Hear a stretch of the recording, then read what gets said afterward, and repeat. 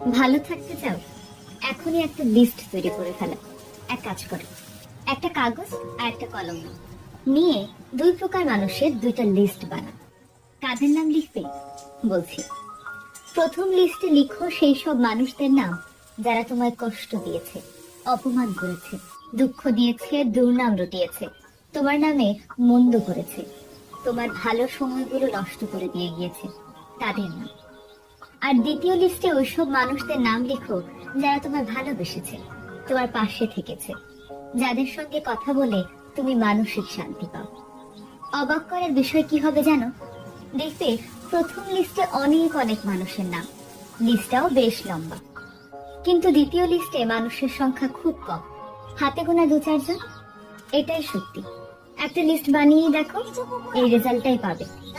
আসলে আমাদের চারপাশে আমাদের খারাপ চাওয়া মানুষের সংখ্যাই বেশি, ভালো চাওয়া মানুষের সংখ্যা খুব কম। এটা জানার পরও আমরা কি করি জানো? যে মানুষগুলো আমাদের খারাপ চায়, যে মানুষগুলো আমাদের অপমান করেছে, কষ্ট দিয়েছে, তাদের নিয়ে পড়ে থাকি।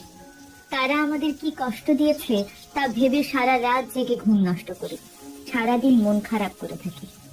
অথচ দেখবে যারা তোমায় ভালোবাসে, যারা তোমার ভালো চায়, তাদের কথা কিন্তু তুমি খুব একটা ভাবোই না। মনে হয় ওরা তো আছে, ওই যে ছাই ফেলতে ভাঙা কুলোর মতো। এবার আমি একটা প্রশ্ন করি, আচ্ছা আমরা যে এই জিনিসটা করি এটা কি ঠিক? উত্তর তোমার কাছেই আছে। তাহলে আজ থেকে একটা কাজ করো, তোমার হাতের সেই প্রথম লিস্টটা, যেটাতে সেই মানুষগুলো আছে যারা তোমায় কষ্ট দিয়েছে, সেই লিস্টটা ছুঁড়ে ফেলে দাও, পাঠিয়ে দাও বাতিলের ঠিকানায়। আর দ্বিতীয় লিস্টটা, যেই লিস্টে তোমার শুভাকাঙ্ক্ষীদের নাম আছে, সেই লিস্টটা হাতে রাখো, মনে রাখো, জীবনে রাখো। দেখতে ওদের কাছ থেকে তুমি যতটা পেতে, তার চেয়ে আরো অনেক অনেক বেশি পাবে। খারাপ মানুষদের কথা চিন্তা করে দুঃখ পেয়ে সময় নষ্ট করার চেয়ে যে দু একজন ভালো মানুষ আছে, তাদের সাথে থাকো, তাদের কথা ভাবো। যারা তোমার জন্য ভাবে, তুমি তাদের জন্য ভাবো। যারা তোমার ভালোবাসে, তুমি তাদেরকেই ভালোবাসো।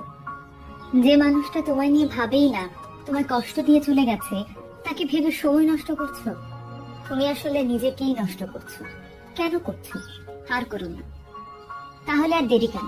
খাতা আর কলম নাও, এক্ষুনি একটা লিস্ট তৈরি করে ফেলো। মনে মনে না, কাগজে কলমে লিখো। এই লেখাটাই এখন তোমার দলিল হবে। মুখের কথার দাম নেই, কাগজে লিখলেই তার দাম আছে। একবার লেখা 7 বার পড়ার সমান।